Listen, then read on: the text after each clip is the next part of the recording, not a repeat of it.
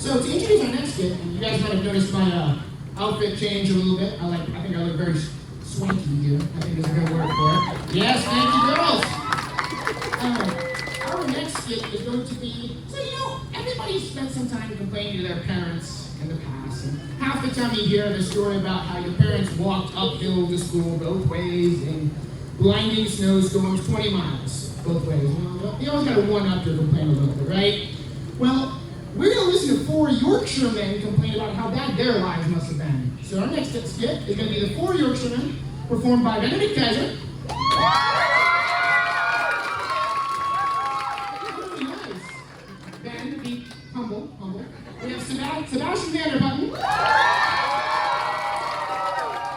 then to round off this wonderful cast, our two MCs.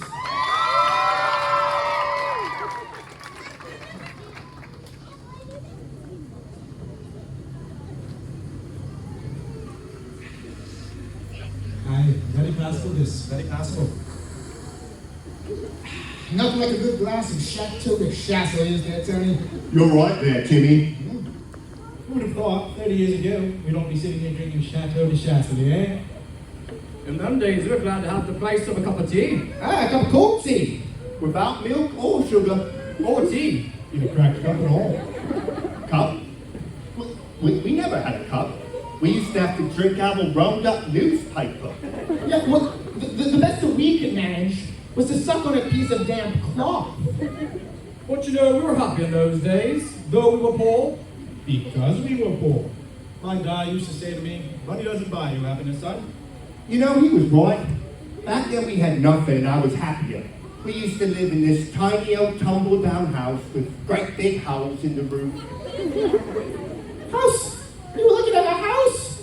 We used to have one room, all 26 of us, no furniture whatsoever. There was a great big hole in the floor, and we all had to huddle in the corner just for fear of falling. You were lucky to have a room. We used to have to live in the corridor. We used to dream of living in a corridor. It would have been a palace to us. We used to live in an old water tank on top of a rubbish heap. We'd wake up each and every morning for about a rotten fish dumping all over us. House. Well, it was a house sauce. It was just a hole in the ground covered with a tarp, but it was a house sauce.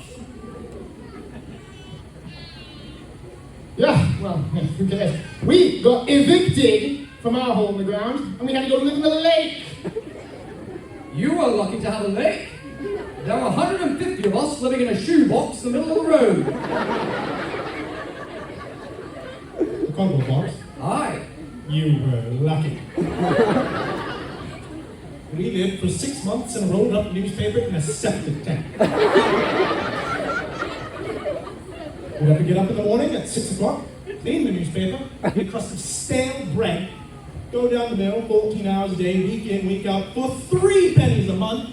And when we got home, our dad will thrash us to sleep with his dad. Paradise. We had to get out of the lake at 3 o'clock in the morning, clean the lake, eat a handful of hot gravel, work 80 hours a day for tuppence a month, and when we got home, our dad would beat us about the head with a broken bottle if we were lucky. Luxury.